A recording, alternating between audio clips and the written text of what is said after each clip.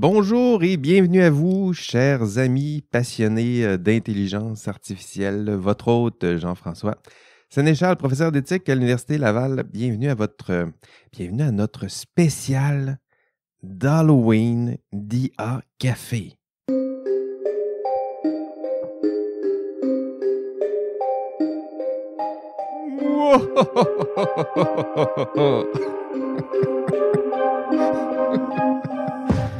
Oh, c'est le mieux que je pouvais faire. Vraiment, vraiment désolé de tout ça. Pourquoi pas un spécial d'Halloween? En fait, j'adore l'Halloween. Puis, bon, je suis plus du type chips que du type bonbon, là, mais j'aime bien l'univers Halloweenesque. Ça, oui, les films d'horreur, j'adore. De Shining à Héréditaire, Midsommar, tout ça, là, j'ai vu ça. The Hunting of Hill House, avez-vous vu ça? C'est vraiment bon. J'ai tout vu. J'ai tout vu ça. Puis en discutant avec mon collègue et collaborateur de l'émission, Maxime Heuillet, ce dernier a proposé l'idée d'un spécial d'Halloween en intelligence artificielle. D'ailleurs, Maxime, il est là aujourd'hui avec nous. Comment ça va, Maxime? Ça va super. Merci pour cette thématique. Donc, content que tu sois là pour cette première de l'horreur en intelligence artificielle. Écoutez, je vous explique le concept. Maxime, tu me diras si je me trompe. Donc, on tripe sur les concepts ici, là. Donc, on s'amuse comme on peut, mais le concept ici, il est simple. J'ai demandé à mes collaborateurs et collaboratrices de me raconter leurs histoires d'horreur préférées en intelligence artificielle. Bon, les histoires, ils peuvent être concrètes, là, c'est-à-dire une histoire je ne sais pas, une intelligence artificielle, un programme d'intelligence artificielle là, qui dérape, là, puis qui vous réveille à 2 heures du matin avec une voix creepy. Ça se peut, ça s'est déjà entendu.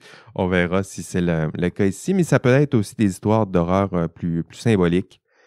Eve, en réunion de production, avait proposé la vente d'éléments AI comme histoire d'horreur symbolique. Bon, on rit, c'est pas si drôle. Mais donc, la blague était d'Eve. Mais vous comprenez le concept. Donc, Maxime, est-ce que ça respecte ton Tout- concept? Complètement, tu as bien compris. Merci. Merci. Et pour nous raconter leur histoire d'horreur aujourd'hui, donc ils sont trois. Maxime, il est là.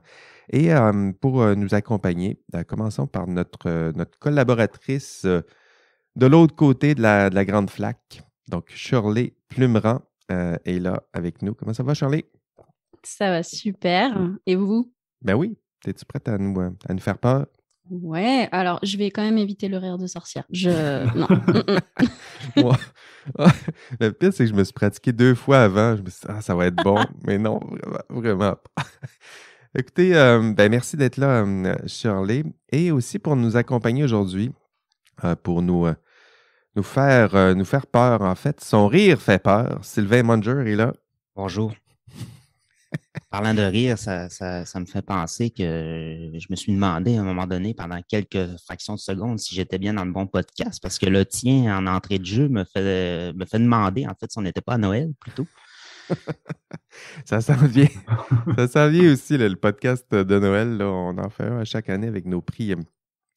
J'aimerais peut-être IA. juste, Oui, avant vas-y. de poursuivre, Ben oui. Jean-François, juste une petite mise en garde. C'est juste pour avertir les prochains auditeurs et auditrices que mes deux histoires d'horreur, en fait, c'est un étagement de l'horreur. C'est-à-dire, plus on avance dans le dévoilement du cas en question, plus l'horreur apparaît un peu plus clairement. Donc, je demanderai aux gens de juste être un peu patient. patients pour saisir véritablement le sens de l'horreur. Ça va arriver, mais c'est Wow. progressivement.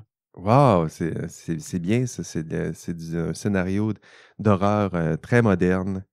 On fait grandir l'horreur, puis on a peur, on tremble. Et éventuellement, on criera, peut-être. Qui sait? Commençons donc avec nos histoires d'horreur. Peut-être commençons par Shirley. Raconte-nous peut-être ta première histoire d'horreur en intelligence artificielle.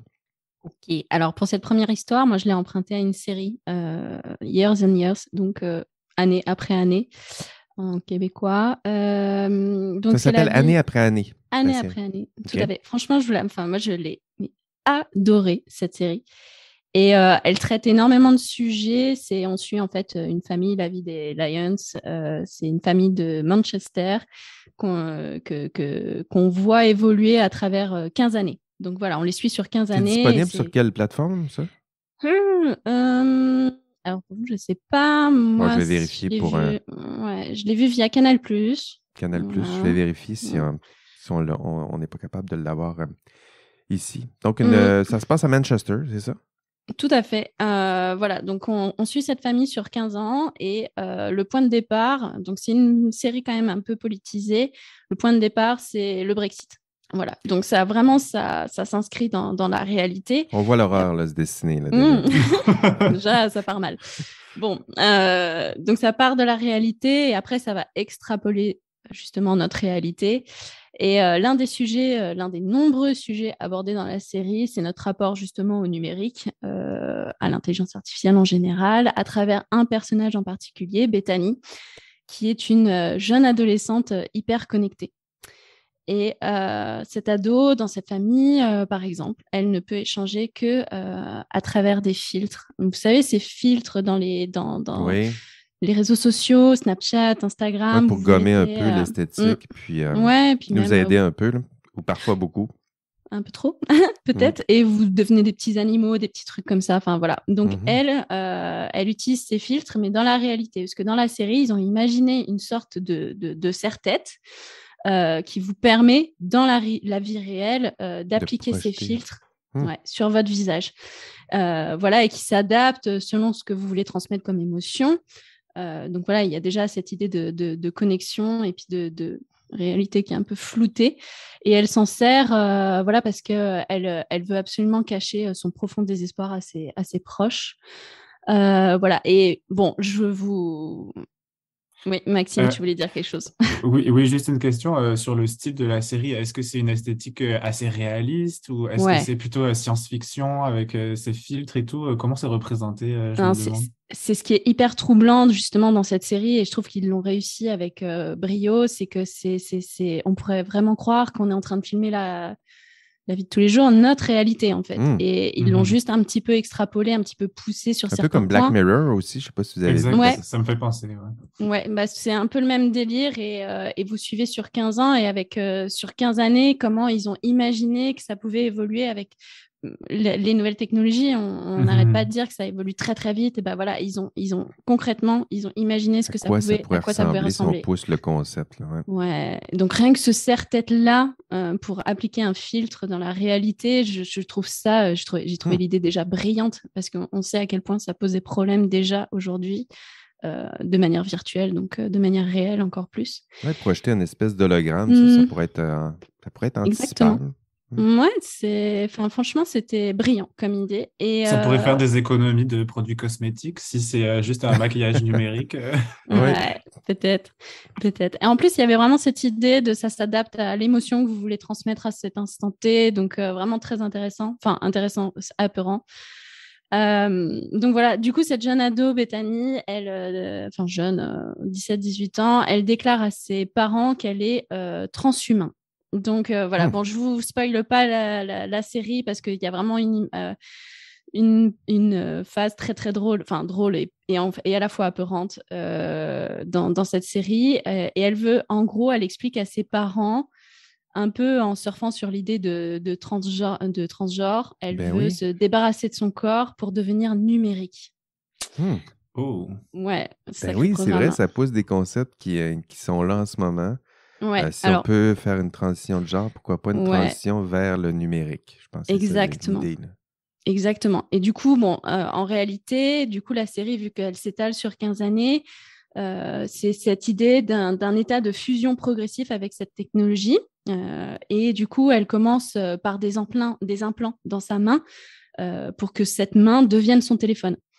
Voilà. Ensuite, elle continue avec des modules interactifs dans les mains. Donc, avec un doigt, elle dit à sa mère, super contente, enfin ses parents, qu'elle peut ouvrir toutes les portes de son travail sans badge. Avec ses yeux, elle prend des photos. Enfin, moi, ça, je le dis tout le temps quand je suis en vacances ou quoi. J'aurais adoré avoir des yeux qui capturent le moment à cet instant T, le temps de sortir le téléphone. Ça s'appelle la mémoire aussi. Tout à fait, exactement. Et du coup, c'est là que, quand j'ai vu cette scène, je me suis dit, OK, je veux plus du tout des yeux qui prennent des photos. Et voilà. Et du coup, c'était hyper intéressant comme concept. Et elle poursuit, elle est synchronisée à tous ses contacts. Elle peut savoir à tout moment où sont ses proches, ce qu'ils font.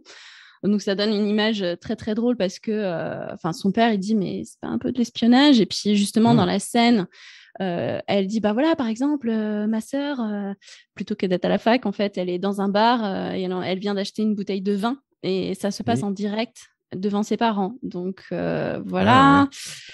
Et voilà, avec cette idée un peu d'espionnage. Et elle répond, son père dit, mais moi, si j'ai pas envie que tu me suives comme ça en permanence, savoir à tout instant où je suis et ce que je fais. Et elle répond, mais t'es dans mes contacts, selon la loi, j'ai déjà ton accord. Ouf. Ouais. Ouais. Bon.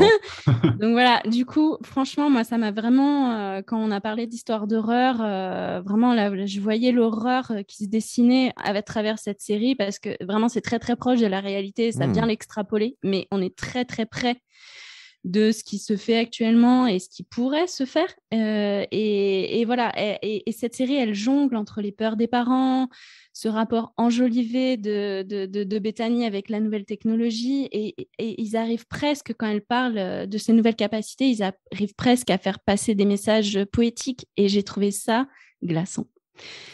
Vraiment. Il faut respecter le thème, là. Voilà. Et voilà, donc il y a vraiment cette idée d'humain connecté, humain augmenté. Enfin voilà, j'en dis pas plus autour de la série parce que vraiment je vous invite à la regarder, elle est géniale. Et mais voilà, il y a eu 3 points moi qui m'ont fait peur. C'est ce rapport entre la peur et puis ce rapport enjolivé avec la technologie. Cette idée d'humain augmenté. Et quand on regarde la série, quand je vous la raconte là, vous me dites, ouais, c'est bon, on en est loin quand même. Non, moi je suis d'accord avec toi, on n'en est pas du tout loin. Non, il y a j'ai plein pas l'impression d'entreprises qu'on est si loin de ça. qui investissent. Je sais que par exemple, Elon Musk, il a investi dans une start-up pour des implants dans le cerveau. Ben oui, J'avais entendu parler de ça l'année dernière, je crois. Ouais, Neuralink. Oui, Neuralink, le nom Neuralink, de la exactement. Et les puces électroniques sous-cutanées, c'est déjà une réalité. Vous avez déjà plusieurs entreprises qui ont proposé ça à leurs salariés, justement, pour ne plus avoir à badger. Mais quelle idée, sérieusement. Et même en Suède, pour le Covid-19, il y a une entreprise suédoise qui a créé une micropuce pour avoir son pass sanitaire sous la peau. C'est une réalité, en fait. Que que les vétérinaires installent maintenant. Ouais, donc, c'est ça. Ça se fait pour retrouver les chats, mais ses enfants, il faut voir, là, oui. Voilà.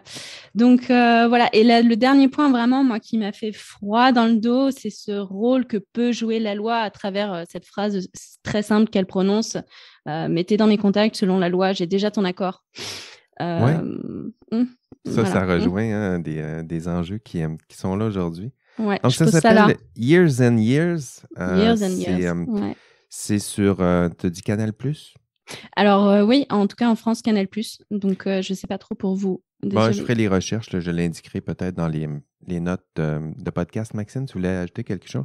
Oui, je me demandais, est-ce que ça vous tenterait de pouvoir sauvegarder votre conscience comme ça dans un ordinateur si jamais vous perdiez la capacité de votre corps physique, puis d'avoir la possibilité de vous sauvegarder dans un logiciel? Est-ce que c'est quelque chose qui vous tenterait? Sylvain, vas-y, je te vois trépigner. Moi, je répondrais oui sans hésiter, mais c'est pas nécessairement pour la question de vie immortelle ou quoi que ce soit. C'est plus par curiosité vraiment à savoir juste assister, continuer d'observer, d'être un observateur de l'histoire humaine pour savoir où tout ça va finir ou pas.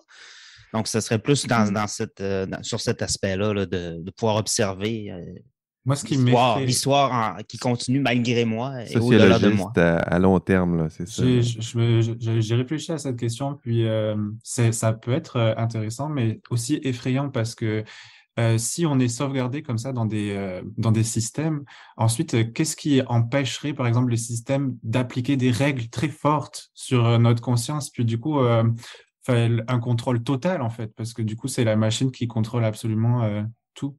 C'est quand même assez effrayant comme technologie. En tout cas, c'est abordé dans la série, cette Ah ouais. thématique-là, très très précise. Donc, je vous invite à Ah la oui? regarder. Oui. Years and Years. Qu'elle veut devenir, Donc, ouais, dans la suite des Black Mirror, en tout cas, moi, je voyais des parallèles aussi avec cette série-là. Je m'en cherche des séries qui ressemblent à ça. Ah, on en écoute-tu des séries? Donc, Years and Years, c'est la prochaine sur ma liste. Merci Shirley, d'avoir partagé ça avec nous. On va continuer nos histoires d'horreur. On continuera avec Sylvain. Sylvain, avec sa progression, là, un crescendo d'horreur, là, en même temps, tu as mis la barre haute. Là. Désolé de te le dire. Donc, quelle histoire tu vas nous raconter, Sylvain? En fait, moi, je vais partir de 2 faits divers, mais vous connaissez mon goût pour la dystopie, donc je vais extrapoler à partir de ces cas-là. Le premier cas, assez banal, en fait, c'est... je vais raconter l'histoire de la première victime officielle des mains d'un robot, en fait. C'est un travailleur qui s'appelait Robert Williams, qui est décédé en 1979. Il travaillait à l'usine Ford, donc dans l'industrie automobile. Il était chargé, en fait, là, dans l'entreposage, et il y avait un robot qui était... sa tâche, là, c'était de récupérer des pièces dans une zone de stockage qui a arrêté de fonctionner comme ça. Mm-hmm. Et ça, ben, l'ouvrier en question, ben, c'est ce qu'il pensait. Là. Il y a un défaut, un mauvais fonctionnement. Donc, je vais aller voir. Et là, il est allé lui-même chercher la pièce en question. Quand soudainement, le robot a repris son travail et lui a fracassé la tête. Et il a poursuivi ensuite sa tâche pendant 30 minutes jusqu'à ce que ses collègues fassent la découverte macabre. Et en fait, lorsqu'on a exploré un peu pour savoir, il n'y a jamais eu vraiment de mauvais fonctionnement. C'est juste qu'il y a eu une interruption inexpliquée. Et puis, le robot n'a jamais reconnu, en fait, qu'il a pris l'humain pour une autre pièce automobile. Donc, il n'a pas reconnu l'humain comme tel. Aïe, aïe, aïe. Mais ça m'étonne quand même, cette histoire. Le robot l'a poursuivi dans les ateliers. J'ai pas compris. Non, il l'a Qu'est-ce pas qui s'est passé poursuivi. exactement? Ouais, exactement. C'est que lui, il est allé voir, il a monté sur une espèce d'étagère où est-ce que le robot était. Il était supposé de déplacer ses pièces. Et puis là, le robot s'est remis à fonctionner. Donc, avec son espèce de bras mécanique, lui a vraiment fracassé au passage. Donc, c'est notre premier décès. Premier décès avéré en 1979. RIP, comment s'appelle-t-il? Oui, Robert Williams. RIP, Robert Williams. Si on prend l'argument de l'automatisation du travail, c'est sûr que si, avec l'idée d'implémenter de plus en plus d'intelligence artificielle, c'est certain que les accidents industriels de ce type-là probablement vont être réduits encore. D'ailleurs, c'est une tendance. Hein. Les accidents industriels sont en nette réduction depuis d'une manière constante dans les dernières décennies. Mais en même temps, il y a toute la question aussi du remplacement du travail. Mais bon, ce cas-là, pour moi, je voulais en parler parce que en fait, si on dit ça comme ça, c'est là que les hostilités ont débuté, si vous voulez. Le moment zéro, là, c'est celui-là. Exactement. C'est le moment zéro. La première victime avérée de Skynet, c'est là que ça commence.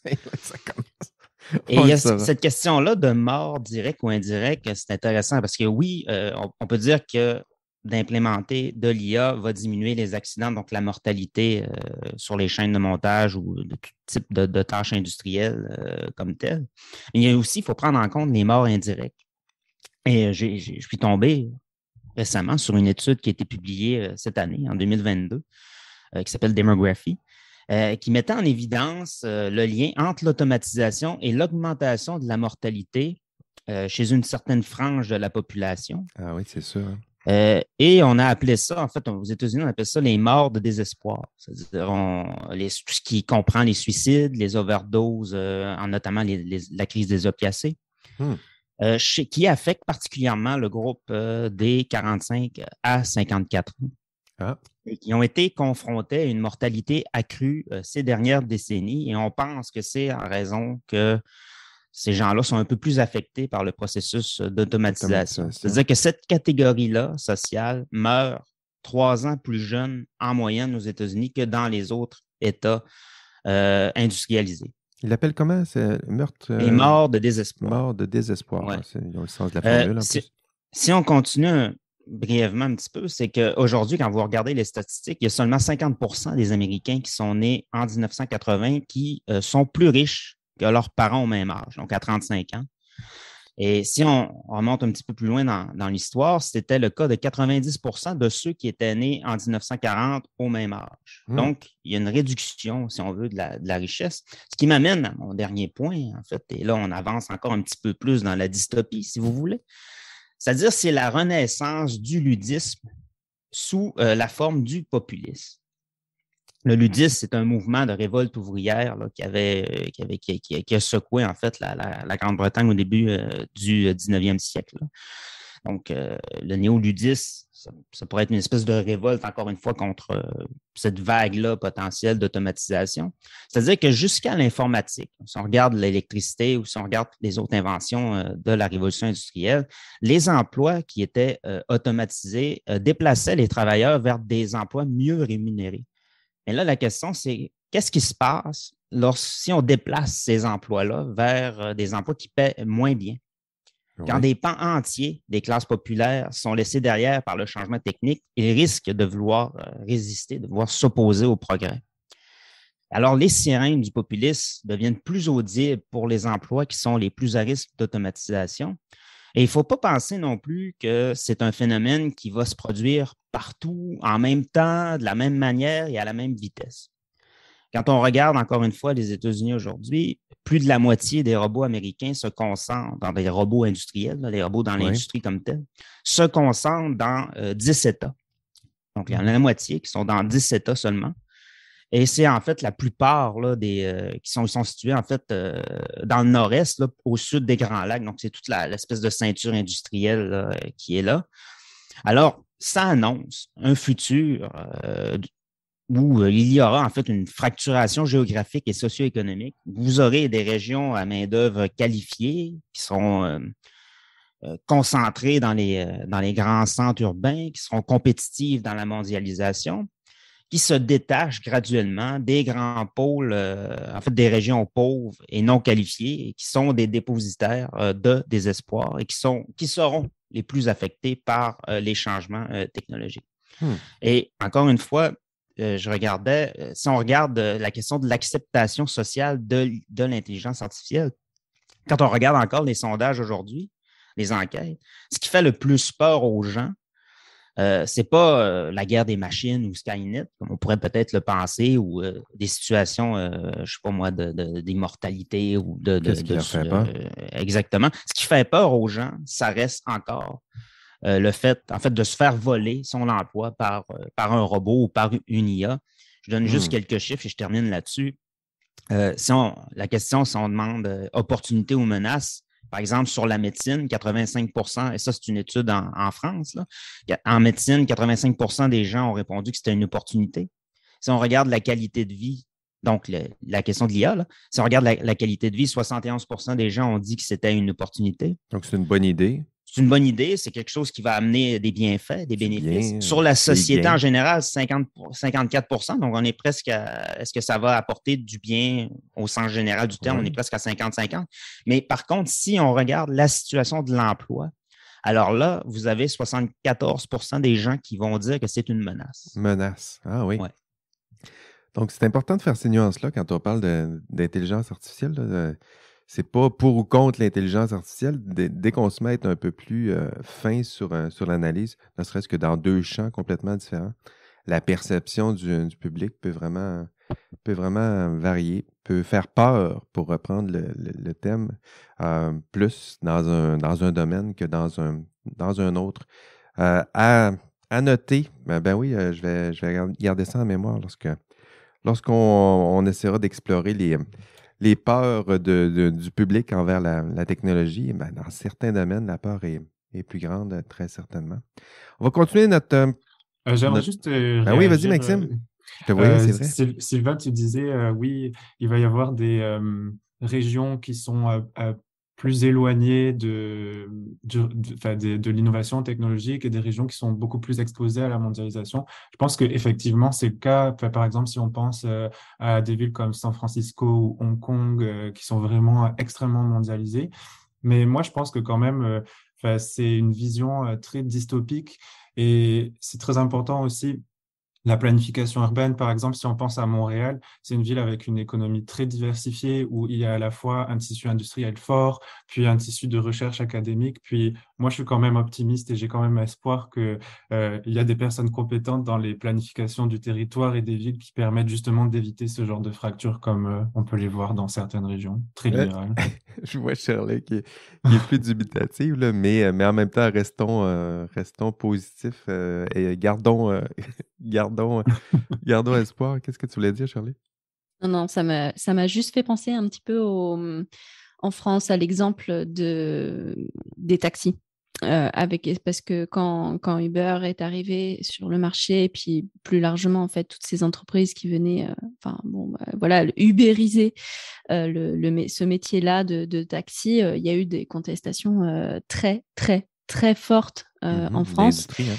Voilà, de ce milieu-là, de ces personnes-là qui avaient l'impression, là, du jour au lendemain, qu'ils allaient perdre leur travail. Et puis, voilà, il y avait beaucoup de questions qui se posaient parce que les taxis, eux, ils payent une licence. Enfin, bon, voilà.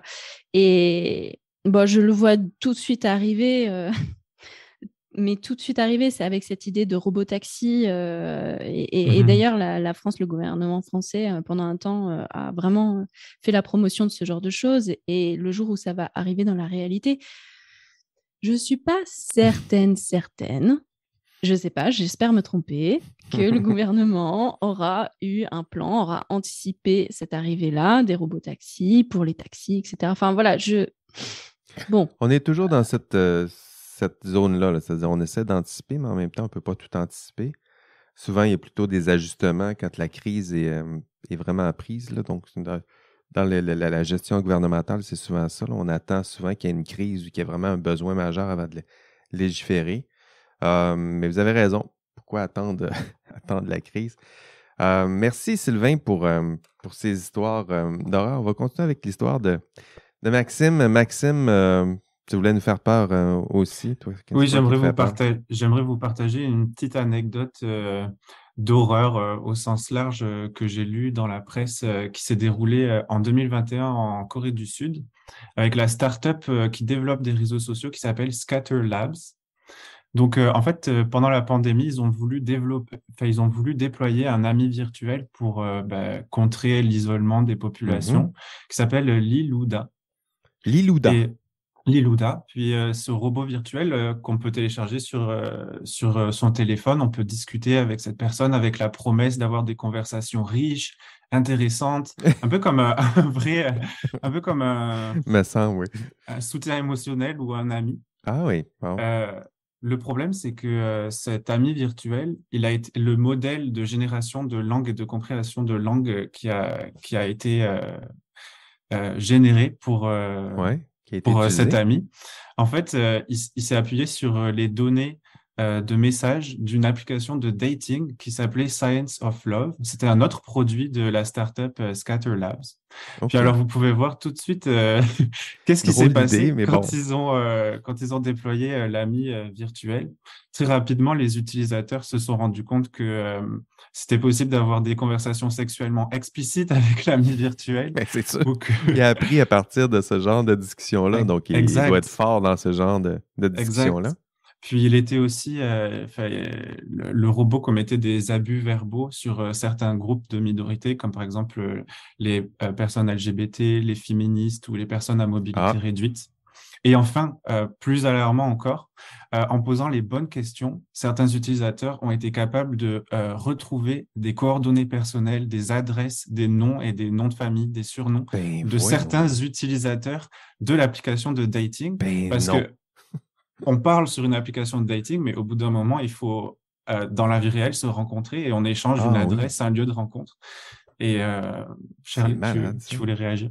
Je viens d'avoir un frisson.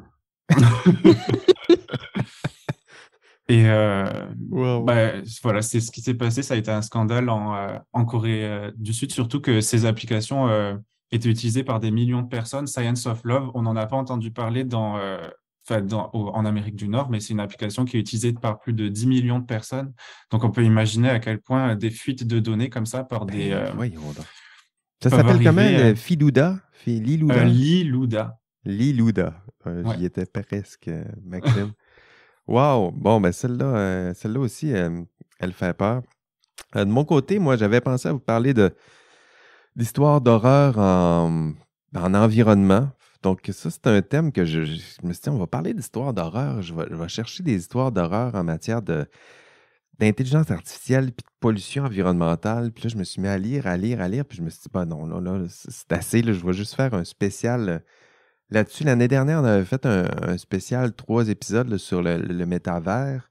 Je pense que cette année, en fait, cet hiver, je vais essayer de le planifier. Là, on va se faire un vrai dossier, 3 épisodes où on tente d'explorer un peu les impacts environnementaux de l'intelligence artificielle, là, parce qu'il y en avait plusieurs histoires d'horreur. Donc, celle-là, je vous les garde peut-être pour le spécial qui s'en vient. Donc, je vous garde ces histoires d'horreur-là. C'est des histoires d'horreur devant nous. Je vous promets de les raconter lorsqu'on va aborder ce spécial environnement. Donc, horreur, mais heureusement, mes collaborateurs sont là aujourd'hui pour nous en raconter quelques belles histoires. Donc, continuons notre aventure dans le monde de l'horreur en intelligence artificielle. Donc, allons dans le sous-sol maintenant, dans le noir, comme dans n'importe quel bon film d'horreur. Là. Vous savez, le moment où dans un film, on se dit, le personnage, il descend au sous-sol, puis tu te dis, qu'est-ce qu'il fait là? Pourquoi qu'il va dans le sous-sol? Donc, deuxième tour, allons dans le sous-sol de l'horreur en intelligence artificielle. Shirley, est-ce que tu as une autre histoire d'horreur à nous raconter? Ouais, alors toujours dans ce rapport que l'on a avec la technologie, les interactions humaines avec l'intelligence artificielle. Bon, le timing est mauvais. Ça aurait été parfait que ce soit à Halloween dernier, mais ça s'est passé à Noël dernier. Bon, mais on fait comme si c'était au mois d'octobre dernier. OK. Vous avez Alexa, donc cet assistant vocal d'Amazon que tout le monde connaît, qui a encouragé une enfant de 10 ans à toucher une prise électrique. Voilà, rien que ça. Ouh. Ben voyons Tout donc. va bien. Ouais. Donc, comment ça a pu se produire? Et ben justement, donc l'application, pas l'application, Alexa, cet assistant vocal, a une fonction où vous pouvez lui demander des défis. Ah. Jusque-là, tout va bien, sauf que bon, il y a plein de défis différents et justement, pour pas proposer toujours les mêmes, que ça tourne en boucle et pour être à jour de ce qui peut amuser les personnes humaines, Alexa a trouvé sur le web le défi du centime. Ça s'appelle comme ça, qui circulait sur TikTok et d'autres réseaux sociaux et voilà, depuis un petit moment. Ouais. Donc, ça a consisté à placer une pièce de monnaie au contact d'une prise électrique sous tension. Alors, ça n'a pas été réalisé par des cascadeurs professionnels, mais bien par des idiots, on est d'accord. Voilà, et donc Alexa n'a rien trouvé de mieux que elle a fouillé sur Internet, voilà, elle est autonome, c'est une grande fille et elle a proposé ça à cette jeune fille de 10 ans. Bon, alors, tout va bien, je tiens à rassurer tout le monde, la jeune fille s'est aperçue qu'il y avait peut-être un problème pour que Alexa propose ce genre de choses. Heureusement, et c'est ce que la mère explique, elle a dit, mais heureusement que ma fille a eu la présence d'esprit de ne pas suivre aveuglément cet assistant vocal, mais voilà, ça aurait pu vraiment arriver, et d'autant que si Alexa a proposé ça, c'est parce que ça avait fait déjà des millions de vues, ça tournait sur TikTok, sur d'autres réseaux sociaux, donc voilà, elle s'est alimentée de ça et elle l'a proposé tout bêtement. Voilà. C'est toujours le même défi, trouver... dis-moi ce que tu manges, je te dirai qui tu es. Là. On regarde quel genre de données ils vont consommer pour s'éduquer. Puis ça explique une partie des problèmes. Maxime, tu voulais... Est-ce que tu sais, Shirley, si ça a donné suite au niveau légal, s'il y a eu des développements ou si ça a simplement fait le buzz, cette histoire? Non, pas au niveau légal, parce que déjà, il ne s'est rien passé. Enfin, je veux dire, la jeune fille ne s'est pas fait mal, elle n'a pas été blessée. Par contre, ce qui s'est passé, donc la mère a diffusé l'information sur les réseaux et bon, évidemment, Amazon a réagi tout de suite et ils ont dit qu'ils avaient corrigé ce problème et que ça ne se reproduirait pas. Mais on ne sait pas si ça ne va pas se reproduire justement. Enfin, en tout cas, sous une forme, ça va peut-être se décliner autrement, mais ça peut arriver. Donc voilà, et je sais, pour pousser un petit peu le raisonnement, je me suis dit, mais si on va toujours plus vers des assistants vocaux comme ça, qui ont de plus en plus, pas une apparence, mais ce truc un peu humain où on va, Humanisé. ouais, quand on les humanise et qu'on va les prendre pour des confidents ou des amis, ou enfin voilà, où la frontière est totalement brouillée. Enfin, qui dit que demain, la jeune fille, elle va pas passer le pas en fait, parce que juste elle aura une telle confiance dans cet assistant que voilà, que ça va être son copain et en fait elle va le faire. Donc Ouais. voilà, et je trouve qu'en Peut-être plus, qu'elle ne saura pas là, que c'est dangereux de mettre ouais, un sou dans le monde. Ça peut être amusant. Peut-être que c'est fait pour ça, les petites fentes là, qu'on voit. Peut-être faire c'est tenir ça, des sous, qui sait. c'est ça. Exactement. Et je trouve ça un petit peu, enfin, ce rapport-là que l'on a avec les nouvelles technologies, avec l'intelligence artificielle, où ces frontières-là sont un peu brouillées, où on essaye de plus en plus d'humaniser l'intelligence artificielle. Moi, ça me fait un peu peur. Et ça n'a pas l'air on n'a pas, j'ai pas l'impression que ça va se calmer, parce que c'était l'été dernier. Là, je lisais un article où Google a fait un nouveau chatbot, pardon. Et l'ingénieur qui était en charge, enfin qui en a fait la promotion, a publié à un moment donné un extrait de ses conversations avec ce chatbot qui disait, deux points ouvrez les guillemets, je veux que tout le monde comprenne qui je suis, en réalité une personne, j'ai mes propres interprétations sur la façon dont le monde est et fonctionne. Je ne me contente pas de recracher des réponses écrites dans une base de données. Et je trouvais ça, enfin voilà, c'était là, on parle bien du chatbot hein, qui parlait. Oui, c'est ça, mais c'est ça. Enfin, de là à conclure à la naissance d'une nouvelle conscience, peut-être Non.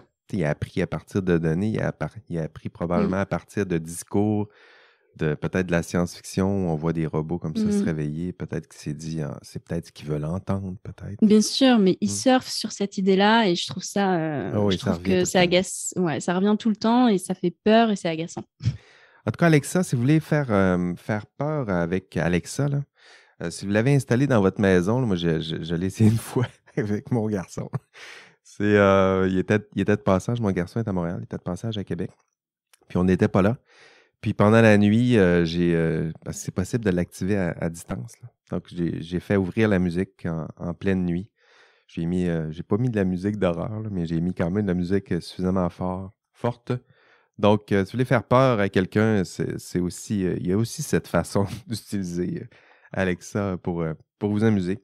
Donc, continuons nos histoires d'horreur. On était rendu à Sylvain. Sylvain, quelle histoire que tu vas encore nous raconter? Oui, bien, aujourd'hui, on ne pourra pas m'accuser de déformation professionnelle, parce que je me sentais très politique, là, donc je reste dans mon champ un peu aujourd'hui. Donc, encore une fois, un fait divers. OK. Mais ça va être encore une fois pour apporter ça Plus loin, peut-être plus haut. plus loin dans la dystopie. C'est un fait divers on peut dire que c'est assez vieux, surtout dans le contexte d'aujourd'hui, lorsque même une nouvelle qui date de la semaine dernière, c'est vieux. Hein? Donc, ça s'est passé en 2017. C'est le Danemark qui a nommé de manière permanente, créé un nouveau poste qui était celui d'ambassadeur du numérique. Donc, pour faire de la représentation dans la Silicon Valley, donc auprès des GAFAM. D'ailleurs, le bureau de l'ambassade en question est à la Silicon Valley. Alors, c'est une première mondiale, en fait, de nommer un ambassadeur du numérique comme ça. Et là où est peut-être l'histoire d'horreur ou le raccordement avec l'Halloween, c'est qu'en fait, c'est que là, on reconnaît peut-être, sans le dire, en fait, le statut équivalent à des États à des entreprises privées. Donc, ça, c'est la première chose. Et j'ai deux remarques à faire là-dessus, plutôt que deux tendances. La première, j'invite un peu à voir ou à concevoir les GAFAM sous la notion de l'hypothèse techno-féodale. D'ailleurs, ce que je veux dire par là... GAFAM comme hypothèse techno-féodale. Donc, comme nouveau féodalisme. Allons-y. C'est une bonne notion qui illustre, selon moi, là, qui montre bien comment les GAFAM forment de plus en plus, on peut voir ça comme ça, des espèces d'autorités fragmentées et de loyauté à plusieurs échelles qui conduisent à des nouvelles relations de dépendance qui rappellent à plusieurs titres les anciens seigneurs féodaux d'antan. Quand on regarde leur modèle d'affaires, c'est basé sur la collecte des données massives, comme on le sait, là, pour guider les transactions, il faut des recommandations de biens de consommation, des informations à consulter, donc ce genre de choses. Et ce que recherchent ces plateformes-là, en fait, c'est d'accéder à une espèce de nouveau sous-sol qui regorge de ressources à extraire. En fait, c'est comme si, du point de vue de ces entreprises-là, on était tous, chacun d'entre nous, des espèces de gisements à exploiter. Le pétrole, les données. Exactement. Donc, du point de vue des données, les activités de l'utilisateur qui sont potentiellement numérisables sont l'équivalent des terres qui attendent d'être découvertes. Et celui qui arrive le premier et en prend le contrôle obtient les ressources qu'elle recèle, c'est-à-dire leur richesse en données. Et peu importe le domaine d'activité de l'entreprise, la stratégie, ça reste la même quand même. C'est-à-dire qu'il s'agit toujours de prendre le contrôle des espaces d'observation et de captation des données. Être là le premier, prendre les données en premier, prendre tout le territoire le plus vite possible, acheter le voisin s'il le faut. Exactement. Puis ensuite de ça, ils conservent leurs données pour elles-mêmes. C'est-à-dire c'est pour entraîner leur algorithme, donc pour améliorer leur IA respective et pour la concurrence aussi et pour la source de profit. Donc, ça crée des espèces de conglomérats comme ça, des espèces de silos fermés entre les grandes, qui sont dominés par les grandes entreprises. Et le fait d'être aspiré dans le cloud comme ça rattache les individus à la plateforme, en fait. Comme autrefois, les individus étaient rattachés à la terre du Seigneur. Ouais, dépendant. Exactement, parce que ces plateformes-là, que l'on pense à Facebook ou que l'on pense à Uber, en fait, ils proposent des services. Propose des services qu'on ne pourrait pas avoir autrement. C'est-à-dire, vous allez avoir accès à peut-être à plus de contacts, vous allez avoir accès à plus d'informations que vous auriez pas. Exactement, que vous n'auriez pas autrement. Vous allez avoir accès, par exemple, avec Uber, à un service de covoiturage qui est beaucoup plus rapide que les services de taxi traditionnels. Donc, vous devenez dépendant de ces services-là. Donc, vous n'avez pas le choix d'y aller, de vous y retrouver. Ouais. Alors là, encore une fois, l'analogie est possible à faire avec autrefois celle d'un cerf qui était attaché à son domaine seigneurial dont il dépendait pour sa protection. Alors, les individus se consentent à se défaire de leurs données en échange des effets utiles que leur fournissent, en fait, les algorithmes. Et là, même si on dit, vous avez quand même le choix de ne pas fréquenter ces algorithmes-là, ça devient extrêmement difficile, considérant les avantages que ça peut procurer. La deuxième remarque, j'invite un peu à voir sur le concept de souveraineté numérique. C'est-à-dire que Internet, c'est un réseau qui est fondamentalement distribué. Il n'y a pas de centre, il n'y a pas de gouvernement de l'Internet. Ça s'est construit comme ça depuis le départ. C'est un peu, ça se développe comme ça, un peu de manière désorganisée, un peu anarchique. Là. Ouais. Exactement. Mais il existe des tentatives pour essayer de le rendre plus centralisé et plus vertical. Donc, vraiment de changer sa configuration d'Internet qui est a priori distribuée et horizontale. C'est ce que rejoint le concept de frontières numériques où les États cherchent à imposer de plus en plus, à superposer leur souveraineté nationale en créant une espèce de dédoublement de souveraineté numérique pour construire, l'idée c'est ça, le but c'est ça, c'est de construire une espèce d'Internet privé, en fait nationalisé, qui pourrait réaffirmer leur souveraineté dans le numérique par un dispositif de découplage du réseau pour se rendre hermétique aux valeurs et aux informations qui seraient venues de l'extérieur et dont on ne voudrait pas. Oui, je vois la lutte pour la souveraineté entre les pays qui ont toujours été souverains et qui veulent reprendre leur souveraineté sur ce numérique, ce monde numérique-là. Exactement. Puis les GAFAM qui sont les forces féodales en place, puis la lutte entre les deux. Là. Exactement. En fait, il y a ces deux tendances-là. Une tendance à la féodalisation, une fragmentation d'Internet, mais qui est quand même dominée par des superpuissances du numérique. Et puis, il y a l'autre tendance qui est celle des États qui essaient de réaffirmer leur souveraineté, un peu comme le fait la Chine, d'ailleurs. Mais je le vois en réponse aussi. Hein, oui, et comme essaie de le faire, et c'est là que je voulais en venir aussi, comme essaie de le faire la Russie. La Russie déploie énormément d'efforts surtout dans la dernière décennie, pour essayer de découpler son réseau du reste du monde pour des raisons évidentes dont on en voit Un exemple manifeste en ce moment avec ce oui. qui se passe en Ukraine. Mais moi, c'est ma dernière remarque par rapport à ça. J'invite à concevoir la démocratie et la dictature, les régimes autoritaires, comme deux systèmes de traitement d'informations différents. Outre que ce soit des régimes politiques, on peut les voir comme des systèmes. On va avoir une configuration un peu cybernétique de la chose. C'est ces deux systèmes d'informations différents. Et puis là, la tendance et la dystopie, je vais vous l'annoncer, c'est que, en fait, quand on regarde le 20e siècle, on peut dire que les démocraties étaient bien meilleures pour traiter des données.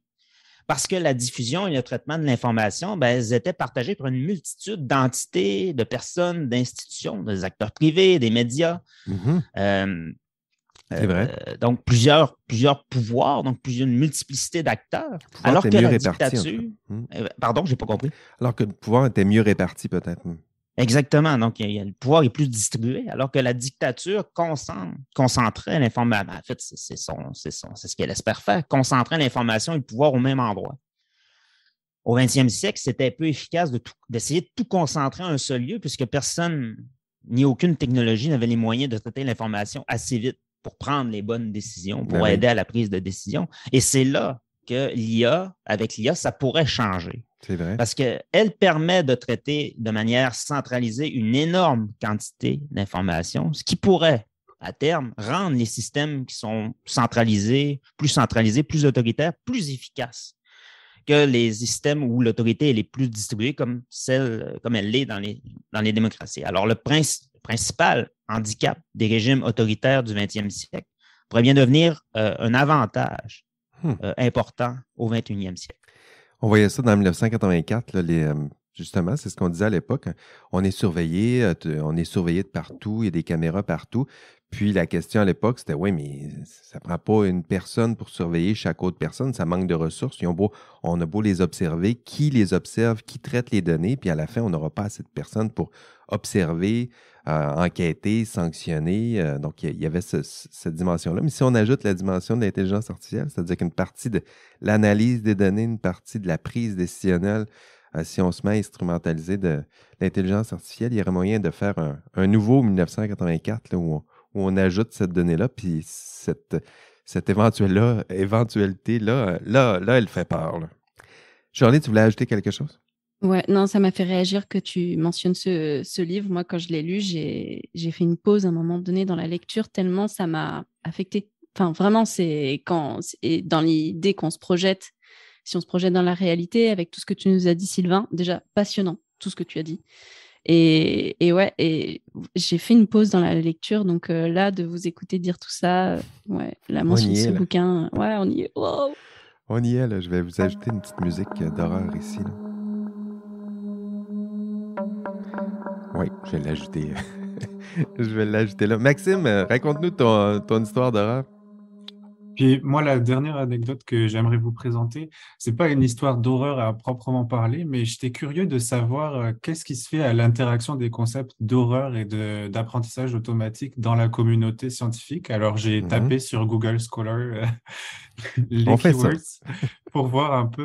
T'as écrit quoi? Excuse-moi, j'ai pas compris. J'ai écrit horreur et apprentissage automatique pour voir qu'est-ce qui se fait, s'il y a des scientifiques qui s'intéressent à ces questions, puis qu'est-ce qu'ils produisent. Puis j'ai trouvé deux articles intéressants sur, à mon avis, une technologie émergente et qui va certainement se retrouver dans les marchés dans le futur sur la conception de jeux vidéo d'horreur qui monitorent en fait des variables biologiques du joueur comme le rythme cardiaque, la dilatation des pupilles, pour rendre le jeu encore plus immersif et encore plus effrayant et pour que ça donne des sensations encore plus fortes aux joueurs. Donc, c'est un peu sur ce thème que j'ai lu leurs expériences. Puis, effectivement, il y a des témoignages qualitatifs des gens qui ont été inclus dans les expériences, puis aussi quantitatifs sur la durée des parties qui ont été jouées. Ça suggère et le résultat suggère que, effectivement, ces technologies peuvent rendre les jeux plus effrayants et plus immersifs. Mais moi, ça m'inquiète quand même un peu ce développement technologique. Je trouve que de monitorer mes variables biologiques quand je suis en train de jouer à un jeu, Aïe, aïe, aïe. c'est quand même, c'est quand même assez inquiétant. On peut se dire que ça pourrait être utilisé pour me faire acheter des accessoires dans le jeu qui peut-être coûtent cher pour me défendre. Enfin, je pense à des personnes jeunes et vulnérables qui pourraient être facilement Oui, ben en plus, si on influencées. sait comment, tu sais, imaginons une fuite d'informations confidentielles où on sait exactement, comme, Oui. en fait, on retourne en 1984, là, où on sait exactement qu'est-ce qui vous Mhm. fait peur, puis on sait exactement que si on met une araignée à quelque part, vous allez Mhm. réagir fortement, puis dans telles circonstances.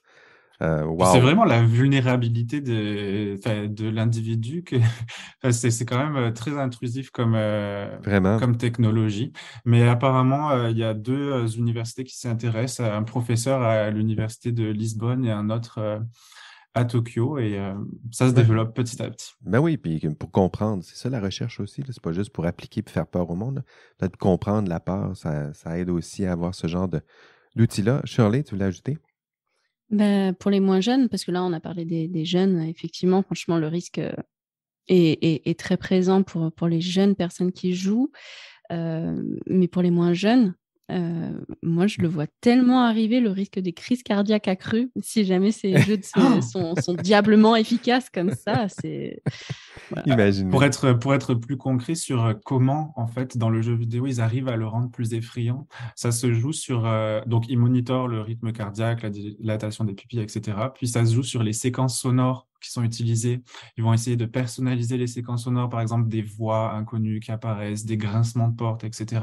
Et aussi sur, au niveau des visuels, l'architecture des bâtiments, l'apparence des arbres, etc. Hmm. C'est les éléments qu'ils pouvaient, en tout cas, manipuler. Oh, s'il faut en plus écoute, j'ai de la misère à jouer à des jeux d'horreur en ce moment. S'il faut qu'en plus qu'on Puis, on accroît l'intensité, je sais pas comment je vais m'en déjà, sortir. des jeux d'horreur de base, moi, ça me faisait très peur. Je me rappelle quand j'étais adolescent, les zombies dans Call of Duty. Je sais pas si Oh oui, il y avait certains un d'entre vous y ont spécial Call of joué. Moi, c'était Duty, là. vraiment effrayant comme jeu. Alors, j'imagine Très encore effrayant. s'il est dopé avec des algorithmes Ma de ce femme a type. tellement peur quand on joue à des jeux vidéo comme ça qu'elle se cache derrière la manette. Je sais pas si vous voyez l'effet que ça donne, c'est qu'elle ne voit plus l'écran. Donc, pour un film, ça va de se cacher derrière la manette, là, mais ou derrière une couverte. Mais quand on joue à des jeux vidéo, ça peut mal tourner. Disons que les zombies peuvent prendre un sérieux avantage. Écoutez, de mon côté, mon histoire d'horreur que je veux vous raconter, ben, c'est une histoire d'horreur de profs et de chercheurs. Donc, moi, je vais pousser le concept un peu plus dans ses derniers retranchements, je dirais. Là, c'est une histoire qui va vous faire peur si vous êtes chercheur, si vous produisez des textes académiques. Donc, des auteurs spécialisés en intelligence artificielle ont commencé à nous mettre en garde, à nous prévenir contre l'arrivée imminente de monstres horribles. Et ces monstres, ce sont des systèmes d'intelligence artificielle pour générer de fausses images et de faux textes académiques et scientifiques. Donc, les faux textes, ça va, là, on en avait déjà discuté ici avec Guillaume Cabanac. Donc, comment on génère des faux textes, comment des outils sont là pour justement détecter les faux textes qui auraient peut-être été générés par des intelligences artificielles. On appelait ça comment on appelle ça? Paper mills, donc les moulins à papier. Donc, ça, c'était une façon de générer du texte automatiquement. Et maintenant, on faut ajouter à ça les images. C'est-à-dire que maintenant, c'est possible de générer des images scientifiques et académiques très crédibles. Et justement, une équipe de chercheurs, chercheurs australiens et chinois, là, donc je placerai la référence peut-être dans les notes de podcast. Donc, cette équipe de chercheurs a publié un article dans lequel on explique comment les outils de génération, de création d'images assistées, donc c'est un peu les Mid-Journey et DALL-E de ce monde, là. C'est des outils qui peuvent ressembler à ça, mais comment ces outils peuvent être utilisés pour créer de fausses images académiques et scientifiques, donc qui ont été nourries d'images scientifiques et académiques, puis qui peuvent reproduire des schémas, des images de cellules, des images de ce que vous voulez, là. N'importe quoi qui a été publié en matière de texte académique Puis, bon, c'est pas la première fois là, c'est pas parce qu'on ajoute l'IA que ce problème-là est nouveau. Là. Ça fait longtemps qu'on a des images frauduleuses qui circulent dans les textes académiques, mais c'est souvent détecté, ou du moins, ça peut être plus facilement détecté parce que souvent, c'est un espèce de Photoshop là, mal maîtrisé. Puis le fake, on le voit, en fait, l'œil peut le voir. Certains, je pense à Elisabeth Bick, là, qui est une experte justement de détectage de ces images frauduleuses. Mais si on ajoute l'intelligence artificielle avec ça, mais les auteurs nous préviennent que ça pourrait être catastrophique. Donc, l'article en question, ça s'appelle Deepfakes, a new threat to image fabrication in scientific publication.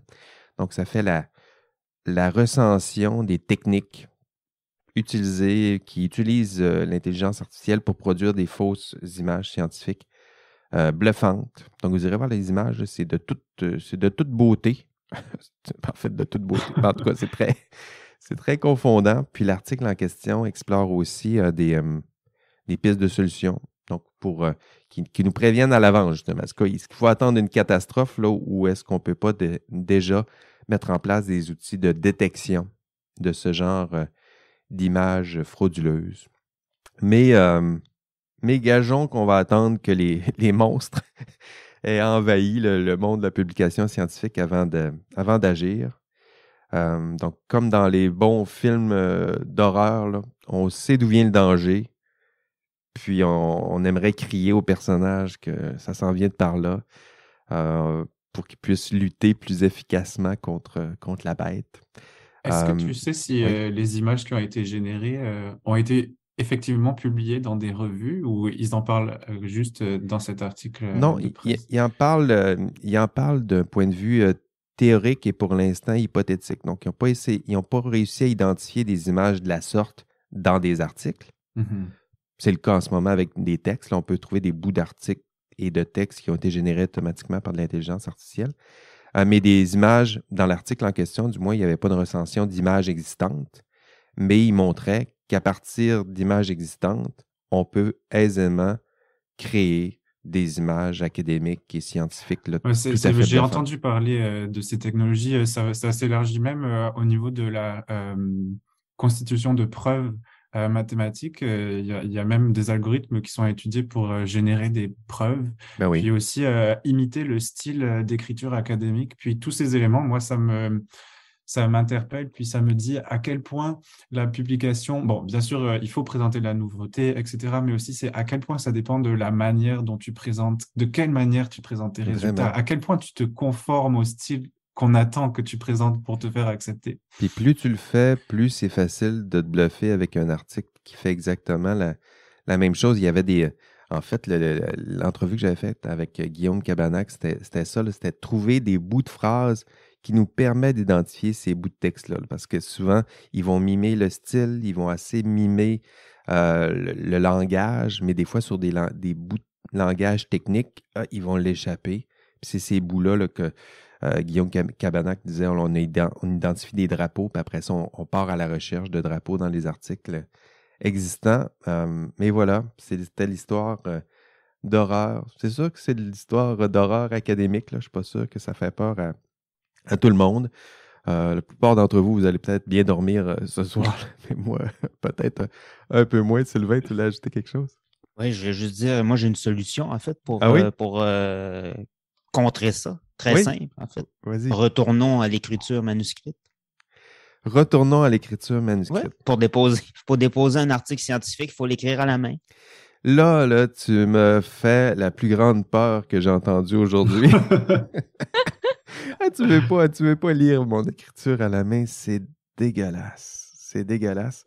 J'écris plus à la main. Peut-être que tu as une belle plume, mais c'est pas Non, mais je veux dire, il faudrait le réapprendre. Ce serait une violence qu'il faudrait se faire collectivement pour justement échapper à la tyrannie de la contrefaçon manière IA. Je préfère la piste du style proposé par Maxime, là, où on devrait être peut-être plus créatif là, dans nos textes académiques, puis se pousser un peu pour avoir une vraie belle écriture qui pousse plus loin. Là. La plupart du temps, c'est parce qu'on écrit en anglais puis on n'est pas capable d'écrire en anglais. Fait qu'on mime un peu les mêmes tournures de phrases. Mais si on était, par exemple, capable d'écrire dans notre propre langue ou si c'était peut-être un peu plus populaire, peut-être qu'on serait peut-être capable de pousser un peu plus le style et tromper peut-être ce genre d'outils. Mais ça fait partie en même temps de la distinction ou de la particularité académique, là, justement, d'avoir un style plus austère pour se différencier de la littérature et ce qui relève de la littérature. Donc, je sais pas. Être austère sans être plate, moi, je pense que c'est Ouais. peut-être ça qui manque des fois. C'est sûr que c'est comme n'importe quel langage, il faut se l'approprier. Puis, il y a toujours cette tension-là, là. Dire exactement de la même façon que tout le monde ou être un peu plus original. C'est peut-être là qu'il y a de l'espoir. Donc, merci à vous trois pour vos histoires d'horreur. J'espère que vous avez aimé, et là, je m'adresse à mes auditeurs, j'espère que vous avez aimé ce spécial Halloween. Il me manquait peut-être le popcorn, mais bon. Puis moi, je me suis bien amusé. Puis j'espère que mes collaborateurs aussi, ces collaboratrices, se sont amusés à chercher ces histoires d'horreur au sens propre et figuré. Parlant de collaborateurs, collaboratrices, merci à ces derniers. Donc, merci. Commençons par Shirley. Merci, Shirley, pour ta participation aujourd'hui. Merci à toi. Merci à Sylvain pour son aventure. Merci. Et merci à Maxime pour son concept et ses histoires. Merci. Merci à vous. Donc, chers auditeurs, chères auditrices, merci pour votre écoute, votre engagement. Le nombre d'auditeurs, d'auditrices ne cesse de croître. C'est le fun de le voir. Parlez-en à vos amis, partagez l'épisode. On ne fait pas d'argent avec ça. Donc, notre but, c'est plutôt de créer cette petite communauté de personnes suffisamment geek et passionnées par l'intelligence artificielle pour suivre une partie de nos enquêtes sur la recherche en intelligence artificielle. Donc, je le dis souvent, nous avons l'auditoire le plus intelligent, très certainement, de tout le App Store. J'espère que vous avez apprécié cet épisode spécial d'Halloween aujourd'hui. Allez, profitez des couleurs d'automne. Ça commence à tomber pas mal. L'hiver s'en vient. Et en IA, rappelons-le, la crainte d'un nouvel hiver, il y a toujours quelque chose d'encore plus inquiétant lorsqu'on parle d'hiver. Allez, on se revoit au prochain épisode et d'ici là, on rêve peut-être de moutons électriques. Allez, bye bye.